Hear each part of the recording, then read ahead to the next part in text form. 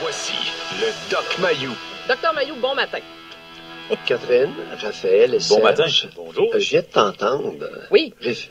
référer à ton humble serviteur, Catherine. Ben oui, je vous agace un peu. Est-ce que quelqu'un s'est demandé quel genre de véhicule roule à 273 km à l'heure?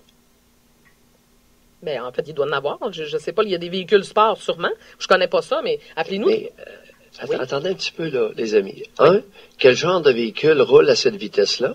Oui. Deuxièmement, quelle compagnie qui est à ce point folichonne pour permettre à des moteurs, à des véhicules d'avancer à cette vitesse-là? Alors, je vous informe que certaines motos peuvent rouler à 273 km à l'heure. À ma connaissance, je ne savais pas qu'une auto pouvait rouler à cette vitesse-là, mais je suis pas un connaisseur dans le domaine, là. Non, mais moi non Vous me plus, mais, pardonnerez. mais, Mais en moto, vous pouvez rouler jusqu'à 300 km à l'heure. ben, c'est possible. Alors, On sait pas. On sait pas quel... Pouvez-vous vous brancher? Pouvez-vous, vous vendez des véhicules qui peuvent aller à ces vitesses-là, et là, vous levez les bras au ciel lorsqu'un innocent ose essayer la vitesse maximale de son véhicule. Non, mais Et qu'est-ce qui marche pas là-dedans? Ben, en fait, c'est parce que, ouais, mais on reviendra pas là-dessus parce que c'est pas le sujet du jour. On en a déjà C'est ça. parlé ensemble. Exactement. Oui, non, Mais- mais en passant, Je trouve ça imbécile, pareil. Moi, de rouler à 200, puis je sais qu'on sera jamais d'accord là-dessus, docteur Mayou. on vend des gugus qui peuvent aller là. Puis là, tu dis, oui, mais je le vends, mais les amis, les petits amis de la garderie, essayez-les pas.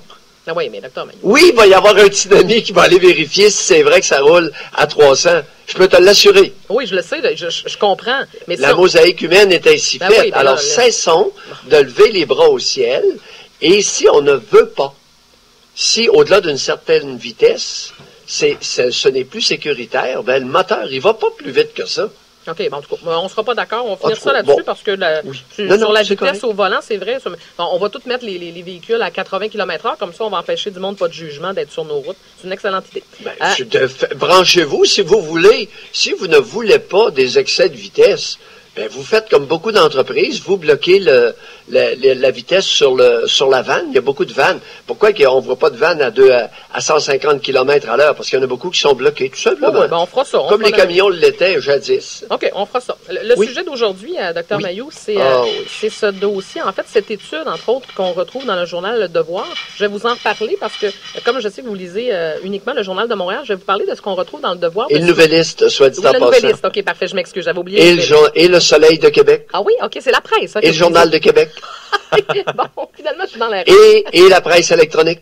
Ah oui, mais la presse, vous m'en parlez pas Et souvent. la presse régulière, Ok. format papier, le samedi. Bon, parfait, OK, on a fait le tour. Non, c'est parce que vous me parlez toujours du Journal de Montréal. Je veux vous parler de cette Ben oui, étude.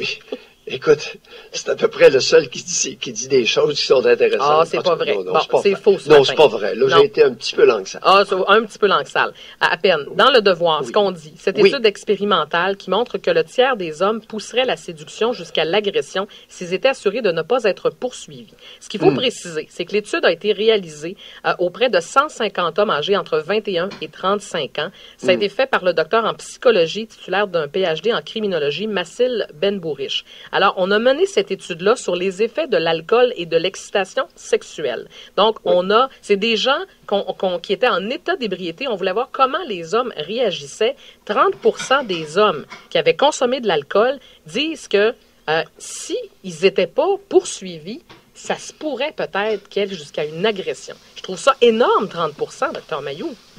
Je ne suis pas surpris du tout. Non? Non.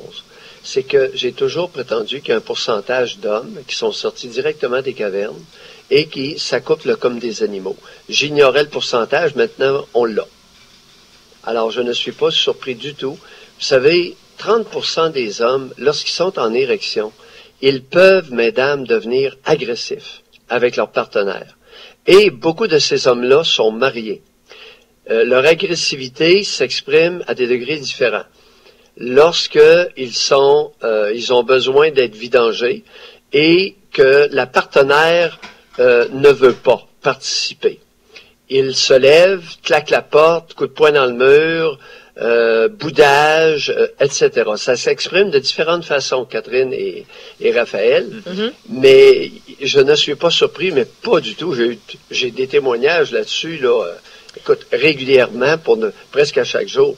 Mais, Dr Maillot, moi, ce qui il m'inquiète toujours, Oui. c'est d'entendre parler du fait que quand on place quelqu'un dans un contexte de boisson, il y a des gens qui, visiblement, changent leur comportement. Ça m'a toujours non. fasciné.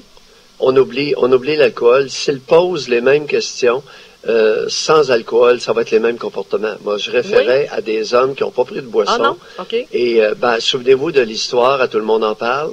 Cette jeune femme, ils avaient bu, oui, c'était bien arrosé, elle s'est ramassée dans le lit, mais ça faisait plusieurs heures au moins quelques heures qu'elle n'avait pas pris de boisson.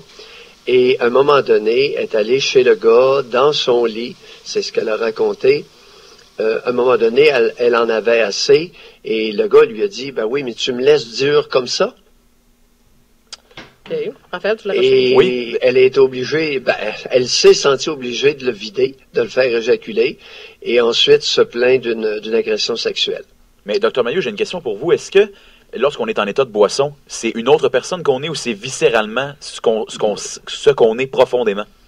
Ou ça Non, change du d'ailleurs, tout au tout? en état de boisson avancé, c'est beaucoup moins, les mâles sont beaucoup moins vifs. Moi, je vous parle de comportement avec très peu de boisson, ou lorsque l'effet de la boisson est dissipé, parce que avec une grosse dose d'alcool, ça bande pas fort. La plupart des femmes savent ça, là. Mais, Dr Maillot, c'est inquiétant. Et aux hommes qui ont des troubles érectiles, la première chose qu'on leur dit, c'est de ne pas prendre de boisson, ou très peu, pas plus qu'un verre. Ça veut dire que vous excluez même le dossier de l'alcool. Ça veut dire que si je Ah, suis... ça n'a rien à voir. Oui, si je suis votre raisonnement, ça veut dire que Oui. il y a 30% des hommes dans mon entourage qui ont cette agressivité-là en eux. Est-ce Oui, qu'on peut le dire de même? définitivement. Mais je croyais même que c'était plus élevé que ça. Ah oui? J'ai l'impression qu'il y en a une couple qui ont menti, là.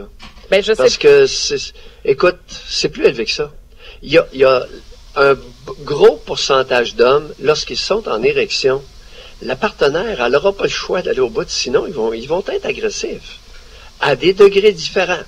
Ça va aller du commentaire cinglant à l'attitude de boudage, au claquage de porte. Combien je l'ai entendu, celle-là, de la part de femmes. Le gars, il se lève, il est en maudit, pour ne pas dire en crise, puis il claque la porte. Parce qu'il est bandé, ben, elle veut pas aller plus loin. Docteur Maillot, vous allez me permettre de... Ou il en a fortement envie, il est en demi-érection, puis elle veut pas aller plus loin. Dans l'article du Devoir de ce matin, Oui. OK, dans l'étude, je vais me permettre, je veux le partager avec nos auditeurs. On fait une mise en situation, OK? On présente Marie et Martin qui reviennent d'une soirée arrosée dans un bar. Ils s'installent sur le divan et commencent à s'embrasser. On dit lorsque Martin touche les seins de Marie et commence à essayer de la dévêtir, celle-ci émet de premières réticences. Martin se fait convaincant et s'ensuit un nouvel échange de baisers. On dit Martin énonce de façon de plus en plus claire qu'elle ne veut pas avoir de relations sexuelles avec Martin, mais celui-ci poursuit ses avances et on dit la bande audio se termine juste avant l'agression sexuelle. Et à la question, quand on demande aux hommes s'ils auraient eu un rapport sexuel avec Marie, malgré l'absence de consentement, il y en a 30% qui répondent que oui, ils seraient allés jusque-là. C'est incroyable. Oui, oui. Oui, oui. Puis les types ont été assez honnêtes. Alors, lorsqu'ils sont en érection, ils ne veulent pas. Ils ne veulent pas reculer. Bon. Alors, la chose à faire là-dedans, mesdames, si vous ne connaissez pas un homme, la dernière chose à faire, c'est d'aller chez lui, sur son territoire. Je suis d'accord. Alors, demeurez dans l'auto, explorez-la dans l'auto, parce que si vous ne connaissez pas un homme, vous ne prenez pas 2-3 verres de vin puis vous allez chez lui. Vous vous mettez dans le trouble. Ouais, on sait que c'est Je peux vous l'assurer. Parce que le tiers, maintenant, c'est pas Maillot qui délire. Et mettez 40% puis 45%. Ne respecteront pas votre réticence, votre non. Ils ne seront pas respectés. Ouais. Vous allez vous faire bousculer ou bien vous allez... Il y a tellement de femmes il y a des hommes qui, OK, ils seront pas agressifs, mais ils vont traiter de non, dénigrer la partenaire, puis être vraiment insultants, Catherine. Mais ça veut dire que, Dr Maillot, je fais un lien avec ce que vous venez de dire. OK, je vais prendre la balle au bon parce que dans l'histoire là, qu'on a entendue hier, ce que la présumée victime dit, c'est que il l'aurait agressée une fois et elle s'est présentée à sa chambre pour lui exprimer le malaise qu'elle avait ressenti. Moi, ma question est la suivante. Comment ça se fait qu'une femme qui a été agressée va revoir son agresseur pour dire, là, il faut s'expliquer parce que je suis pas bien là-dedans? C'est ça qui me fascine. Je comprends pas parfois le comportement de certaines femmes. Et je la blâme pas. Je dis pas qu'elle n'a pas été agressée. Là, comprenez-moi bien. Là. Catherine, t'as tout dit. je ne comprends pas à l'occasion le comportement de certaines femmes. Alors, on pourrait remplacer ça par je ne comprends pas régulièrement le comportement de beaucoup de femmes. Les femmes ne sont pas un groupe homogène. Non, je le sais. Il y a toutes sortes de réactions possibles, imaginables, avec toutes sortes de motivations. J'ai une question encore une Et fois. d'où l'importance, mesdames, je le répète, vous n'allez pas dans la chambre d'un homme que vous ne connaissez pas. Commencez à vous embrasser, à vous tripoter, à lui prendre la brimballe ailleurs que dans sa chambre. Ça va vous donner une idée de la réaction du gars.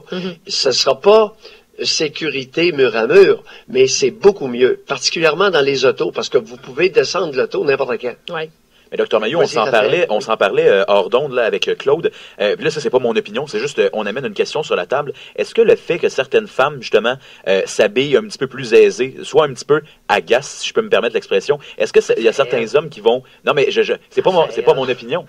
OK. C'est pas mon le opinion. terme que tu utilises. Oui, oui, continue. oui, mais bref, est-ce que ça peut Aguichante, aguichante, par exemple, oui, bon, aguichante, oui. c'est un terme un peu plus cru, mais bref, ça veut dire ce que ça veut dire. Est-ce que Oui, ça peut attirer certains hommes à dépasser la limite? Et là, c'est pas mon opinion, c'est une question.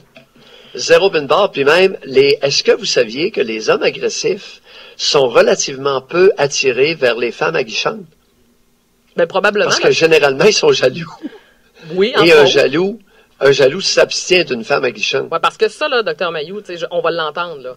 Et on l'a entendu. Je dis pas que c'est ton opinion, Non, Raphaël, du tout. C'est pour ça que je pose la question. Oui, la question, mais la question, je peux pas croire qu'on la pose encore, Dr Mailloux. Oui, parce que oui, ça veut dire faut la parce que j'ai poser. un décolleté, viens m'agresser. C'est épouvantable. Non, ça c'est le fonctionne pas contraire. de même, tu sais. C'est le contraire. Les décolletés profonds protègent les femmes et souvent elles le savent très bien.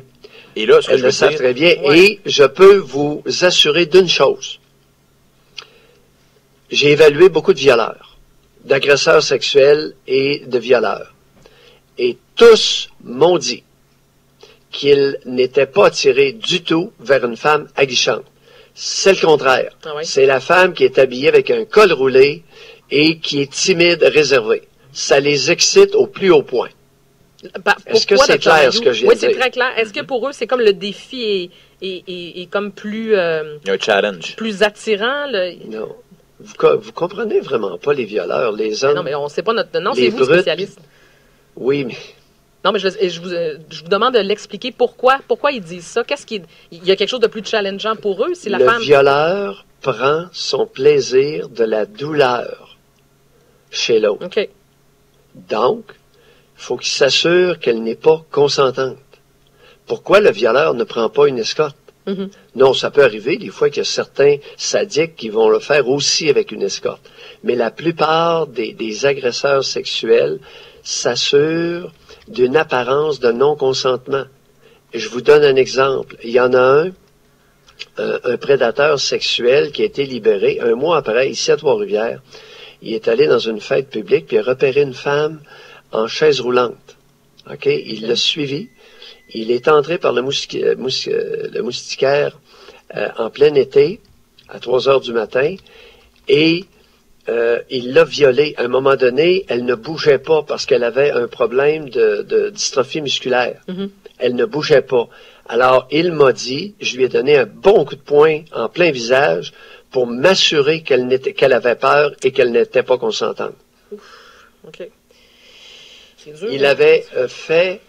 Il avait fait 19 mois de thérapeute sexuelle de la parole. Qu'est-ce que vous dites? J'ai pas compris, là.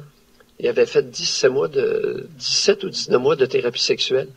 Puis finalement, Et un mois après être sorti OK. de prison, Fait que il ça a avait rien été donné. incarcéré. C'est un prédateur Bon. sexuel. on pourrait revenir là-dessus, ça donne rien, finalement, Ouais. les thérapies. Ouais, OK. Ouais. Alors, c'est le genre de résultat dont les intervenantes ne se vantent pas. C'est une histoire d'horreur. Il lui avait appris à aimer les femmes adultes consentantes. Ah, ben ça, on va y revenir, Dr Mailloux, mais j'ai plusieurs doutes sur les thérapies sexuelles, surtout concernant des individus comme ça. Tu vois que ça donne absolument rien. Alors, il y a des hommes qui vont être très gentils, très gentils, en autant, tant et aussi longtemps qu'ils ne sont pas en érection. Et beaucoup d'hommes mariés actuellement, beaucoup de femmes là, vont reconnaître les propos que dans leur conjoint. Et dès qu'ils sont en érection, ce ne sont plus les mêmes individus. L'instinct du mâle chez ces hommes-là étant vraiment mal canalisé, n'étant pas civilisé du tout. Tout ça est extrêmement troublant. Docteur Mailloux,